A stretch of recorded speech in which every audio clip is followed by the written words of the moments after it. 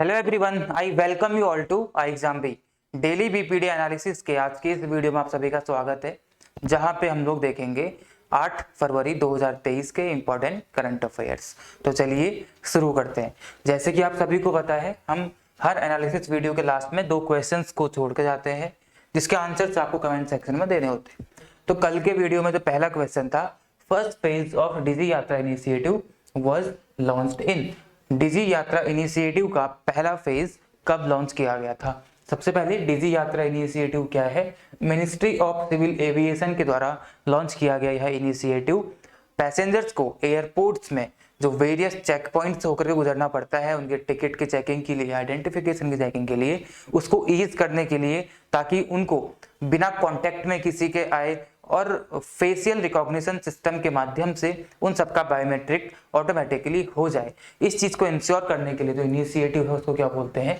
डिजी यात्रा इनिशिएटिव बोलते हैं। इसका पहला फेज स्टार्ट कर दिया गया था दिसंबर 2022 में, यानी कि एक महीने पहले, यानी कि फरवरी जिससे पहले जनवरी, उससे पहले दिसंबर। तो दिसंबर 2022 में इसको लॉन्च कर दिया गया था। उस टाइम पे इसको दिल्ली और वाराणसी और एक और एयरपोर्ट था, उन 3 एयरपोर्ट्स में इसके फर्स्ट फेज को लॉन्च किया गया था, इंप्लीमेंट किया गया था। अभी कुछ ही दिन पहले, लगभग एक हफ्ते पहले, इसमें कुछ और एयरपोर्ट्स को, 4 एयरपोर्ट्स जिसमें से एक हैदराबाद भी है, तो ऐसे ही 3 एयरपोर्ट्स और हैं, तो उनको इसमें इंक्लूड कर दिया गया है, जहां पे फर्स्ट फेज के तहत ही उन 4 एयरपोर्ट्स में भी इस डिजी यात्रा इनिशिएटिव को इंप्लीमेंट किया जाएगा। तो इसका पहला फेज कब स्टार्ट किया गया था? ऑप्शन नंबर सी, दिसंबर 2022 में इसको स्टार्ट किया गया था मिनिस्ट्री ऑफ सिविल एविएशन के द्वारा। Port city Odisha is in which country? Orissa मतलब भी हमारा इंडिया वाला उड़ीसा नहीं है, यह ओडिशा है। यह ओडिशा किस कंट्री में है, यह भी चर्चाओं में क्यों आया? जब रसिया ने यूक्रेन पे इन्वेजन किया, तो यूक्रेन में एक पोर्ट सिटी है, ब्लैक पोर्ट सिटी, जिसका नाम है ओडिशा, यूक्रेन में है।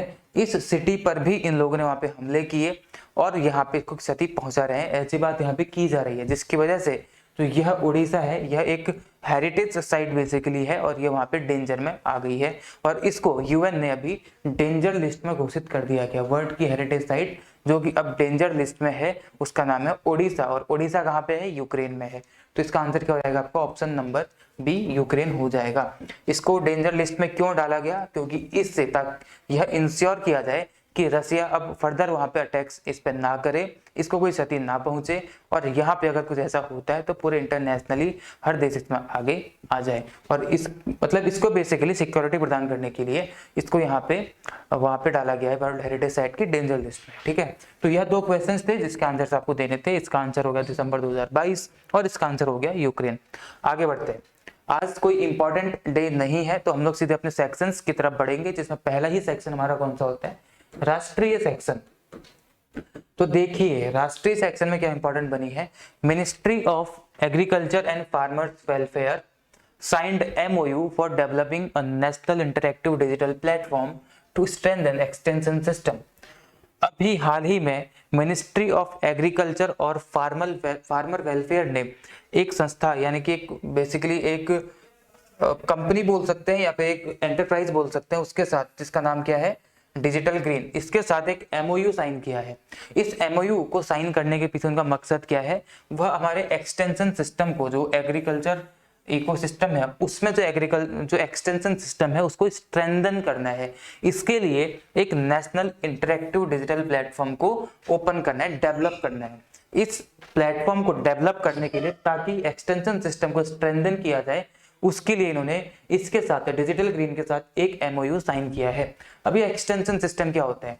सपोज कीजिए कि ये एक फार्मर है, ठीक है, इसकी जितनी भी प्रॉब्लम्स है, कुछ भी चीज है, ये गवर्नमेंट तक पहुंचाएगा यहाँ पे, ठीक है, तो अपनी प्रॉब्लम्स लेके यहाँ जाएगा और यह अपने सॉल्यूशंस इसको देंगे। तो जिसके माध्यम से देंगे, ये जो सिस्टम है ना बीच का, जिसके माध्यम से यहाँ तक जाएगा और यह फार्मर तक सॉल्यूशन लेके आएंगे, तो यह जो सिस्टम है यही हमारा क्या है? एक्सटेंशन सिस्टम है। यानी कि टेक्नोलॉजी के माध्यम से फार्मर्स की जितनी भी चीजें हैं उसको यहाँ तक पहुंचाना और इनकी सॉल्यूशंस को फार्मर्स तक लेके आना, टेक्नोलॉजी का यूज करके, इस चीज को बोला जाता है क्या? एक्सटेंशन सिस्टम बोला जाता है। तो इसी एक्सटेंशन सिस्टम को मजबूत करने के लिए एक नेशनल इंटरैक्टिव प्रोग्राम या प्लेटफॉर्म यहाँ पे लॉन्च किया जाएगा, डेवलप किया जाएगा। इस चीज के लिए एमओयू साइन किया गया। आई होप आपको समझ में आया होगा।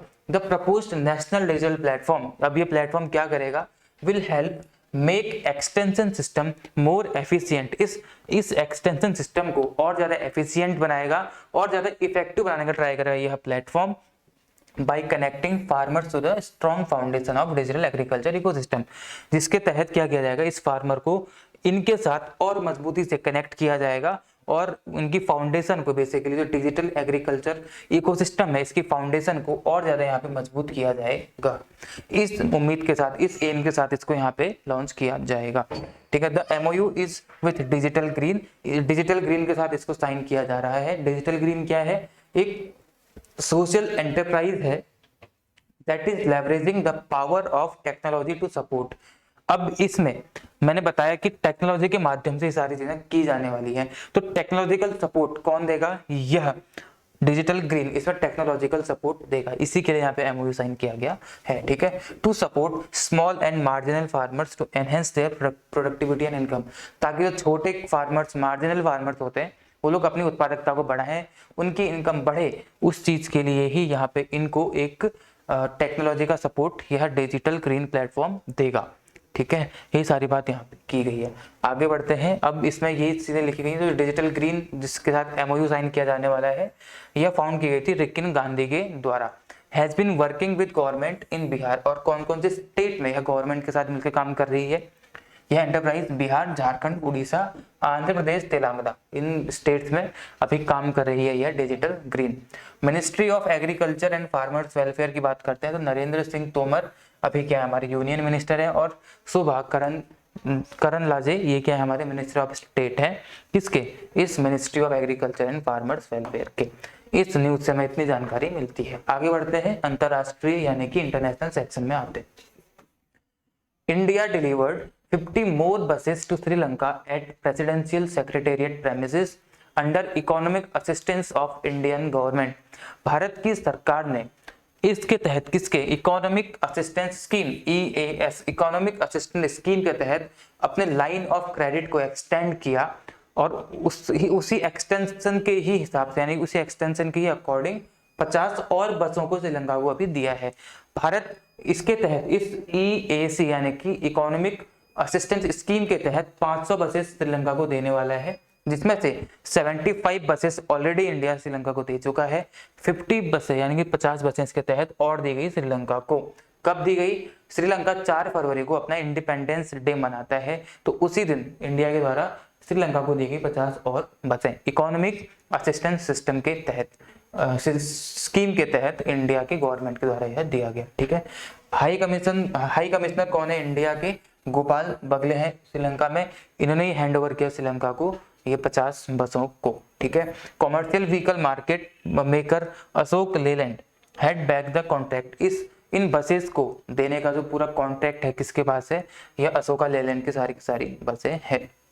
The order is a part of LOC यानी कि line of credit extended by the export import bank of India, और जो लाइन ऑफ क्रेडिट एक्सटेंड किया जा रहा है यह किसके द्वारा सपोर्ट किया गया है, एक्सिम इंडिया यानी कि एक्सपोर्ट इंपोर्ट बैंक इंडिया के द्वारा इस LOC को एक्सटेंड किया गया है, और उसी के तहत इन बसों को श्रीलंका को दिया जा रहा है। ठीक है, श्रीलंका की राजधानी क्या आप सभी को पता होनी चाहिए, श्री जयवर्धनेपुरे कोट्टे है। ठीक है, श्रीलंका की राजधानी, और वहां की करेंसी भी रुपया ही है। आगे बढ़ते हैं, events. First tourism working group meeting under G20 at Rann of Kutch in Gujarat. Simple सी न्यूज है, G20 के तहत जो वेरियस उसके ग्रुप्स हैं, सब ग्रुप्स हैं, उनकी मीटिंग कहीं ना कहीं चल रही है, तो उसी में पहली tourism working group meeting, first tourism working group meeting कहाँ पे संपन्न हुई, रन ऑफ कच्छ गुजरात में 7 से 9 फरवरी तक यहाँ पे चल रहा है, मतलब अभी चल रही है, कल तक चलेगी, कल 7 से स्टार्ट हुई और 9 तक यहाँ पे चलेगी। ठीक है, रन ऑफ कच्छ में चलेगी।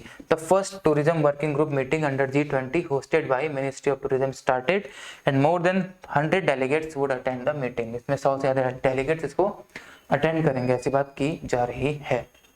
देखिए, ये जो मिनिस्ट्री है, it will organise the first global tourism investors summit GTIS, इसको भी यहाँ पे हमारी मिनिस्ट्री, टूरिज्म मिनिस्ट्री के द्वारा ऑर्गेनाइज किया जाएगा अप्रैल मई 2023 में। इस चीज ज्यादा इंपॉर्टेंट है आपके लिए। First global tourism investor summit April May 2023 में यहाँ पे इसको ऑर्गेनाइज किया जाएगा। इसका मेन मकसद क्या होगा कि जो वर्ल्ड है यानी कि दुनिया के बड़े बड़े देश हैं वो लोग हमारे देश में टूरिज्म और हॉस्पिटैलिटी सेक्टर में क्या करें, इन्वेस्ट करें, उनको इन्वेस्टमेंट के लिए यहाँ पे बुलाना, बढ़ावा देना, इस चीज ये हमारा मेन मकसद रहेगा इस ग्लोबल टूरिज्म इन्वेस्टर समिट के तहत। ठीक है, यही यहाँ पे हमारा मेन है, focus on rural tourism and promotion of archaeological tourism. Rural tourism को बढ़ावा देना है और इसी के साथ साथ आर्कियोलॉजिकल टूरिज्म को भी बढ़ावा देना है, इसके मेन ऑब्जेक्टिव्स हैं। देखिए इसी के साथ साथ एक चीज और याद रखेंगे, टूरिज्म मिनिस्ट्री के द्वारा visit India year 2023 initiative launch किया गया जी किशन रेड्डी 31 जनवरी को, ये मैंने आपको कल परसों भी बताया था। इसका मेन मकसद क्या है, वही है टूरिज्म को बढ़ावा देना हमारे देश में। ठीक है, G20 में आपके टोटल 20 मेंबर्स हैं, 19 कंट्रीज प्लस एक यूरोपियन यूनियन, और यूरोपियन यूनियन में इटसेल्फ 27 कंट्रीज हैं। तो अगर पूछा जाए, अगर आप खुद ही सोच के देखो, अगर मैं आपसे पूछूं कि G20 में कितनी कंट्रीज हैं, तो कितनी कंट्रीज हैं, 19 कंट्रीज है, और वैसे कितना बोलेंगे आप, 19 प्लस 27 कंट्रीज यहाँ पे आपको देखने के लिए मिल जाएंगी। कितने जाएंगी, 46 कंट्रीज। ठीक है, अगर बोला जाए तो, लेकिन कितने मेंबर हैं, तो 20 मेंबर हैं, 19 कंट्रीज प्लस एक यूरोपियन यूनियन, और यूरोपियन यूनियन में कितनी कंट्रीज हैं, वैसे 27 कंट्रीज हैं। तो बेसिकली पार्टिसिपेट कितनी कंट्रीज करती हैं इसमें, 46 कंट्रीज लगभग कर लेती हैं, लेकिन मेंबर्स कितने हैं, 20 हैं। इसकी स्थापना 1999 में की गई थी 26 सितंबर को। G20 पूरी दुनिया का एकमात्र ऐसा ग्रुप है जहां पे हर तरीके का देश आपको देखने के लिए मिल जाएगा, रिप्रेजेंट करता हुआ दिखाई देगा, चाहे वह डेवलप्ड हो, डेवलपिंग हो या फिर अंडर डेवलप्ड हो। तो वहां पे तीनों तरीके के कैटेगरी के देश आपको देखने के लिए मिल जाते हैं। ठीक है, तो ये हमारा G20 यानी कि ग्रुप ऑफ 20 है। आगे बढ़ते हैं, awards and rewards, VP Nand Kumar and Manappuram finance got Hurun India award. इन दोनों को अभी ह्यूरन इंडिया अवार्ड दिए गए। अभी आपको बताऊंगा ह्यूरन क्या है और ह्यूरन इंडिया क्या है। तो वीपी नंद कुमार इनको दिया गया एक, और इनको दिया गया मिस्टर नंद कुमार। वीपी नंद कुमार को दिया गया कि MD and CEO Manappuram finance limited back the Hurun India award for his remarkable achievements in the world of business. Business के क्षेत्र में रिमार्केबल अचीवमेंट्स के लिए वीपी नंद कुमार को दिया गया एक award. Mister Nand Kumar receive the Hurun industry achievement award 2022 from top Hurun India officials at a function held in Mumbai. Mumbai में इनको यह अवार्ड दिया गया। बेसिकली बिजनेस के क्षेत्र में अचीवमेंट हासिल करने के लिए इनको दिया गया, वीपी नंद कुमार को यह अवार्ड, ह्यूरन इंडिया अवार्ड दिया गया। अब है क्या यह ह्यूरन इंडिया, देखिए ह्यूरन इंडिया क्या है, यह एक ह्यूरन रिपोर्ट देख लेते हैं पहले। ये एक लीडिंग रिसर्च है, luxury publishing and event group है, जो बेसिकली पूरी दुनिया में जितने भी अमीर लोग होते हैं इन पे ध्यान रखती है, इनको मतलब क्या करती है, इनको इवेल्युएट करती है इनकी वेल्थ के आधार पे, फिर इनको रैंकिंग प्रदान करती है यह ह्यूरन रिपोर्ट। ये कहाँ पे प्रेजेंट है ह्यूरन प्रेजेंट है आपका India, China, France, UK, USA, Australia, Japan, Canada और लग्जमबर्ग, इतने स्टेट्स में, इतने कंट्रीज में यह अभी प्रेजेंट है ह्यूरन रिपोर्ट यानी कि ह्यूरन इंडिया की अगर हम बात करते हैं तो ह्यूरन इंडिया लॉन्च किया गया था 2022 में। ठीक है, ये आपको याद रखना है। यहाँ पे जो प्रीवियस इस अवार्ड के विनर्स हैं, आदि गोदरेज ग्रुप के chairman, Cyrus S Poonawalla, MD of serum institute of India, Krishna Gopal Krishnan, को फाउंडर ऑफ इन्फोसिस लिमिटेड, और संजीव गोयंका जो आरपीजी ग्रुप के हैं। तो इनको पहले यह अवार्ड, ये इसके रेसिपिएंट रह चुके हैं और अभी हाल ही में इनको दिया गया है। ठीक है, ह्यूरन इंडिया कब स्टैब्लिश किया गया था, 2012 में स्टैब्लिश किया गया था। ह्यूरन करता क्या है, तो दुनिया के जो जितने भी अमीर लोग होते हैं इनको इवेल्युएट करने का काम करता है। अब बढ़ते हैं आगे अपॉइंटमेंट्स यानी कि नियुक्तियों की तरफ। नियुक्तियां देख लेते हैं। सबसे पहले हार्वर्ड लॉ स्कूल, वैसे तो इतना इंपॉर्टेंट नहीं होता, लेकिन अब ये इंपॉर्टेंट क्यों हो गया है, क्योंकि अप्सरा अय्यर पहली महिला बन चुकी है अपनी इस कम्युनिटी की, जिनको कि यहाँ पे इस हार्वर्ड लॉ स्कूल का प्रेसिडेंट घोषित किया गया है, अपॉइंट किया गया है, इलेक्ट किया गया है। ठीक है, तो इसलिए यह इंपॉर्टेंट बन जाता है। अप्सरा अय्यर इसकी कौन है, पहली महिला प्रेसिडेंट इसकी बन चुकी है। The first women from the community to be named to the position in the prestigious publications 136 year history. कब इसकी स्थापना की गई थी, 1887 में इसकी स्थापना की गई थी। 136 साल के इतिहास में पहली बार अपनी कम्युनिटी की पहली महिला वहां पे बन चुकी है प्रेसिडेंट। बुक्स की बात करते हैं, द बेस्ट ऑफ सत्यजीत रे, एक्चुअली यह पुरानी बुक है लेकिन इसमें भी कुछ चीजें एडिशनल की गई थी, इसीलिए यह बुक अभी क्या आ गई आपकी न्यूज में आ गई। यह सत्यजीत रे की ही बुक है। इसको पब्लिश किसके द्वारा किया गया है? Penguin random house India, penguin random house India के द्वारा किया गया है। सत्यजीत रे के बारे में बेसिकली है उनके फिक्शन और नॉन फिक्शन जो राइटिंग्स है, फिल्म मेकर है सत्यजीत, तो उनके बारे में ही ये सारी की सारी चीजें इसमें बताई गई हैं इस बुक में, द बेस्ट ऑफ सत्यजीत रे, पेंगुइन रैंडम हाउस इंडिया के द्वारा। रेसिपिएंट ऑफ 36 यानी कि 36 national film awards, the film maker was also honoured by several national and international awards including the Dada Saheb Phalke award, Padma Bhushan, the Bharat Ratna. इनको दादा साहेब फाल्के अवार्ड, पद्म भूषण और भारत रत्न ये अवार्ड्स भी दिए जा चुके हैं पहले। इसके साथ साथ 36 नेशनल फिल्म अवार्ड भी इनको दिए जा चुके हैं। तो ये सारी चीजें यहाँ पे लिखी हुई हैं, आप लोग इसको पढ़ सकते हैं। ठीक है, आगे बढ़ते हैं। Sports, Raphael Varane announced retirement from international football. Football के प्लेयर थे, इन्होंने अपना रिटायरमेंट अनाउंस कर दिया है। आपको बस इनका नाम याद रखना है। फुटबॉल खेलते थे और यहाँ से इन्होंने अपना रिटायरमेंट अनाउंस कर दिया है। इंडिया के जो मोंटी देसाई है, अब ये नेपाल क्रिकेट के क्या बनेंगे? कोच बनेंगे। Nepal cricket appointed India's Monty Desai as the head coach of Nepal national cricket team. तो नेपाल की नेशनल क्रिकेट टीम है, इसके हेड कोच कौन बनेंगे? मोंटी देसाई, जो कि इंडिया के हैं। Desai has replaced Manoj Prabhakar who resigned last year. पहले मनोज प्रभाकर थे, उन्होंने रिजाइन कर दिया था। अब उसके बाद मोंटी देसाई यहाँ के हेड कोच बनेंगे। अब बढ़ते हैं आगे। लास्ट में 2 क्वेश्चन जिसके आंसर आपको कमेंट सेक्शन में देना है। पहला क्वेश्चन है, which country extended a state of emergency recently as some people were killed in the devastating forest fires in the country. South America की इनमें से एक कंट्री है जिसने अभी वहां पे हीट वेव की वजह से वहां पे जंगल में आग लगी जिसमें कुछ लोगों की मृत्यु हो गई। उसकी वजह से वहां पे इन्होंने क्या किया? स्टेट ऑफ इमरजेंसी घोषित कर दी। आपको बताना है कि कौन सी कंट्री ने ऐसा किया है। अगला question, Hindustan aeronautics limited helicopter factory is going to be set up in. कहाँ पे सेटअप की जाएगी इसकी हेलीकॉप्टर फैक्ट्री? आपको बताना है इन 5 में से इसका आंसर क्या होने वाला है।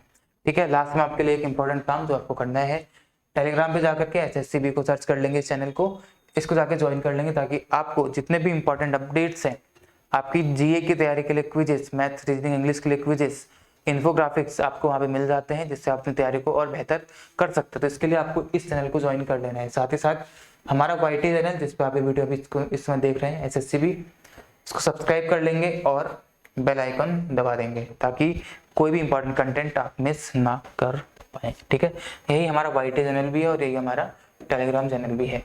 ठीक है, तो आज के वीडियो में इतना ही रखते हैं। अब आपसे मिलेंगे कल। कोई सुझाव आपके होते हैं तो आप दे सकते हैं ताकि हम लोग उसको इम्प्लीमेंट करें और आपके लिए और बेहतर कंटेंट यहाँ पे लेके आ सकें। ठीक है, तो आप अपने एग्जाम की तैयारी ऐसे करते रहो। आप सभी को आपके एग्जाम के लिए all the very best and be 50% faster. Thank you.